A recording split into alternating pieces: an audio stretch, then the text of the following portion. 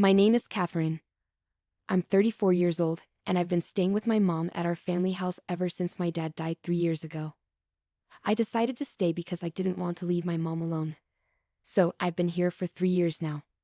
During this time, some really bad people came to see us. These people were my own brother, Bob, and his wife Jane. I've known Bob since he was born, and Jane has been his girlfriend since they were in middle school. Bob used to bring Jane home during vacations, so I got to know her too. To be honest, I can't forget about those two. They used to bully me just for fun. Both of my parents were usually busy with work, so they weren't around much on weekends. But when they were gone, that's when the bad stuff happened. We lived in a big mansion that my dad, who was a CEO, built for us. But one time, they told me to play hide and seek in the mansion, and when I hid in a closet, my brother and Jane filled it with stuff, trapping me inside. I'd be stuck in there until just before my parents came home, and then my mom would scold me for messing up the closet. One day, my mom came home early from work and caught Bob and Jane stuffing me in the closet and blocking the door. She was really mad. After that, they never locked me in the closet again, but they kept bothering me. I was angry at my parents for not being there when I needed them. I resented Bob and Jane, but I also felt mad at my parents for not helping me. Then, when I was in middle school, Bob and Jane did something really mean. They cut up my school uniform with scissors, wrote all over my textbooks, and even ruined my cushions and bedding. I found out later that Bob and Jane were in high school at the time and they were angry because they got bad grades on their exams and their parents scolded them. That's probably why they took such a mean revenge on me. I was shocked in my messed up room. Why was this happening to me? Why wouldn't anyone help me? I stood there lost in those thoughts. Then, when I didn't come to dinner, my mom came to check on me and saw my room. She screamed, and my dad came running too. My brother came in last, struggling to hold back his laughter. He couldn't help but chuckle sometimes. Surprised, my parents looked at me as I said, "Mom, Dad, I want to leave this house." Tears started flowing as soon as I spoke. No one is helping me. Bob and Jane are always mean to me together. They've ruined my toys, my school stuff, and my clothes. I don't want to live here anymore. I'm mad at both of you, Dad and Mom. You haven't helped me. It was probably the first time I cried so much in front of my family. Before that, I just quietly endured and cried alone when things were tough. But this time I cried loudly like a child. Seeing me like that, my mom hugged me and said, "I'm sorry for everything." Even my brother, after seeing how upset I was, seemed to understand how serious it was. He tried to leave, but my dad stopped him. "Do you understand what you've done? This is serious," my father said. Even though he wasn't yelling, his voice was scary, even to me, who wasn't being scolded. "Come on, Dad. It's not like we committed a crime. We were just having some fun," my brother replied. "Destruction of property is a crime. You need to understand that you have to make up for it," my father explained. But Catherine is family, and I'm still young. Minors can't be criminals, can they?" my brother protested. My father sighed deeply at my brother's excuse. "True, as a minor, you might not have the means to pay. But as parents, we're responsible for your actions. If you can't compensate, we'll have to. It's time for you to go live with your uncle." Uncle? My father's younger brother was known for being strict and disliked dishonesty. He was like a scary figure to the neighborhood kids, similar to a boogeyman. While he was nice to well-behaved children like me, he had no patience for troublemakers like my brother, Bob, and Jane. Bob never got along with him.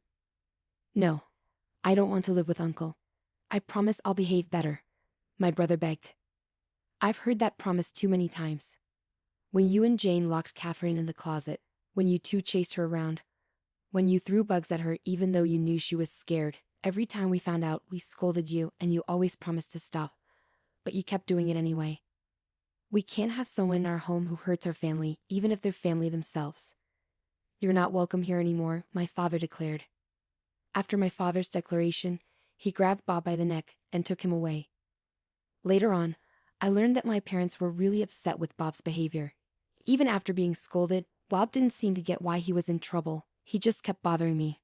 I figured he was beyond help. Some people just don't understand how to behave in society.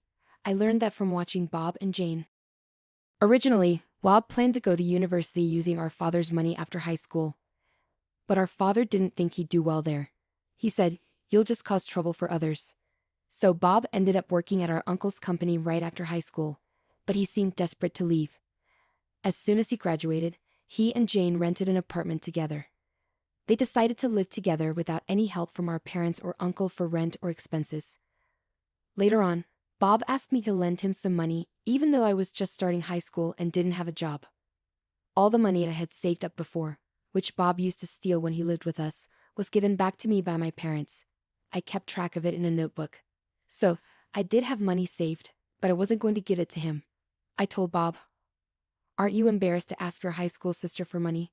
I don't even have a job, so I don't have extra money to give you." After that, I told my parents about Bob's request, and they were angry. They'd promised not to help him anymore.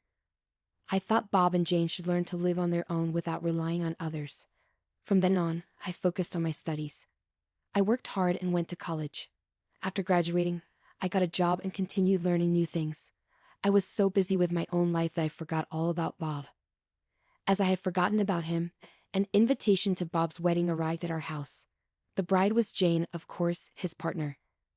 So they're finally tying the knot. I thought as my parents and I discussed whether we should go to the wedding of a family member. However, a few days before the wedding, my father collapsed and was taken away by an ambulance. He had always been frail, but this was the first time he had collapsed, so my mother and I panicked and called for help. During this crisis, I reached out to my brother, but he brushed me off, saying, "I'm getting married soon. Don't bother me during this important time." Even when I told him our father was urgently hospitalized, he dismissed it, saying, "He just tripped, right? Make sure you come to my wedding." Then he hung up. Sadly, our father passed away shortly after. With the funeral arrangements underway, my mother and I informed my brother that we couldn't attend his wedding. Despite his insistence that we should be there, my mother and I decided not to go. We also let Jane's parents know about our father's passing and our inability to attend. While Jane's parents understood, my brother and Jane accused us of disrespect for not attending.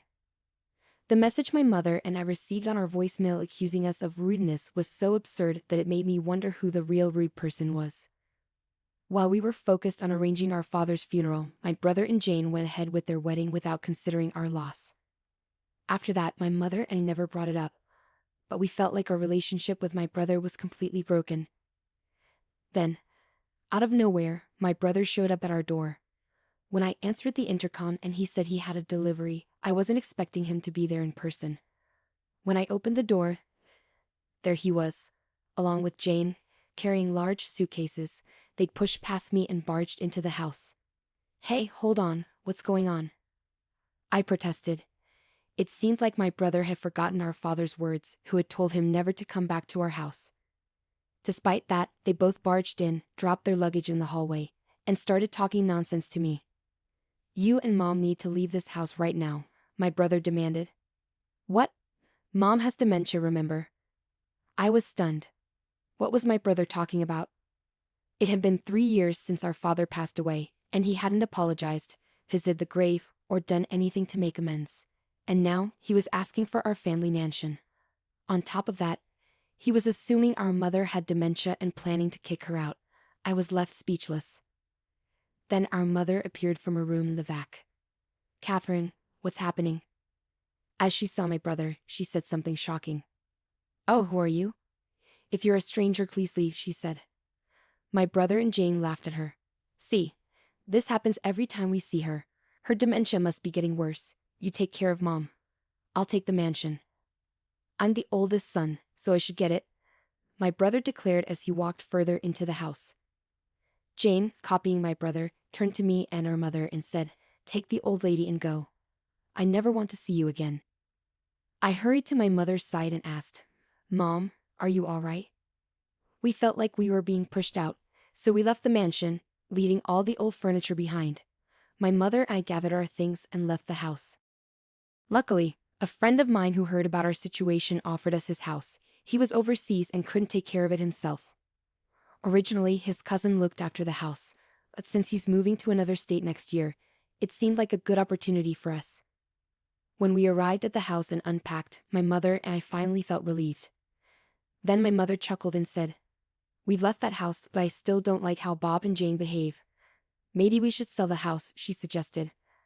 I asked my mother about what Bob said regarding her having dementia. She explained, "That's just a story they made up. About 2 years ago, they started asking me for money all the time, but they didn't even attend their father's funeral. And they never bothered to check on me afterward." I couldn't believe their audacity to ask for money after all they'd done. So every time they asked, I pretended not to know them and said, "Who? I don't know you. You're a stranger to me, right?" "Oh, I understand now," I remarked. It seemed Bob and Jane misinterpreted my mother's deliberate distance and treated her like a stranger because she wanted nothing to do with them anymore. They thought her indifference meant she genuinely didn't remember them, leading them to believe she had dementia. Regardless, I believed it was wrong to kick someone out of their home, especially if they thought they had dementia. My mother quickly decided to sell the mansion.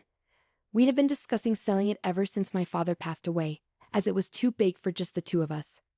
At that time, an executive from my father's company, where I was being trained as a successor, expressed interest in buying it. So the buyer was almost certain. We just needed to go through the paperwork. When I spoke to a real estate contact and explained the situation to the executive, they agreed that leaving the mansion with Bob and Jane would lead to serious problems. It was clear that action needed to be taken swiftly. A week later, our phones wouldn't stop ringing. Bob called my mother while Jane called me repeatedly. They probably wanted to tell us the same thing, but we found it amusing and decided to ignore them for 30 minutes and just enjoy our tea. As we chatted, an hour passed without us realizing it, and it seemed like Bob and Jane had been trying to reach us the whole time. When I finally answered Jane's call, she exclaimed, "Finally. Why didn't you answer sooner? There's a big problem. The house has been taken over." "Wait, didn't you two take over the house?" "I think it says who should be saying that we've been taken over," I retorted. "No, Bob and I were living in this mansion, but now some strangers have shown up and are demanding that we leave. They just barged in and are trying to kick us out. Our mansion has been taken over," she exclaimed. I couldn't help but burst out laughing. I really wanted to remind her that they were the ones who invaded the house in the first place and were unlawfully occupying it. Chuckling a bit, I replied, "You're talking about being taken over, but you're not even the legal owners. My mother, who was the rightful owner, has sold the house to someone else. So strangers who have no connection to the property should quickly move out." "What? She sold it? This mansion?" She sounded shocked. "But this mansion belongs to Bob," she protested. "When did anyone ever say that?" I questioned. "Well, no one explicitly said it, but Bob is the eldest son. Isn't it natural for him to eventually inherit this house, the property, and his dad's company? And I'll be living as the elegant wife of the CEO in this mansion," Jane argued. Despite her confidence, Jane seemed panicked. I couldn't help but burst out laughing again. The fact that she assumed Bob would automatically inherit the mansion and become the CEO of the company his father ran was astonishing. Such naive thinking, I thought to myself. Given Jane's strong belief, Bob probably also thought he would inherit both the mansion and the company, even though no one had ever promised him that. Once more, I couldn't help but laugh at Jane's words. "Bob is the boss, and you're his wife? How can you even think that's possible? You both started at the company without any special training or education to run it," I chuckled. Jane seemed surprised by my teasing. She shot back, "Well, I might inherit the company from my uncle then." I laughed even harder. "You should check the company news first. And about my uncle's business, his cousin's son is already running it." "What? So Bob can't be CEO, and I can't be a CEO's wife?" Jane couldn't believe it. "That's right. Can I hang up now?" "I don't think I need to talk to strangers anymore," I said.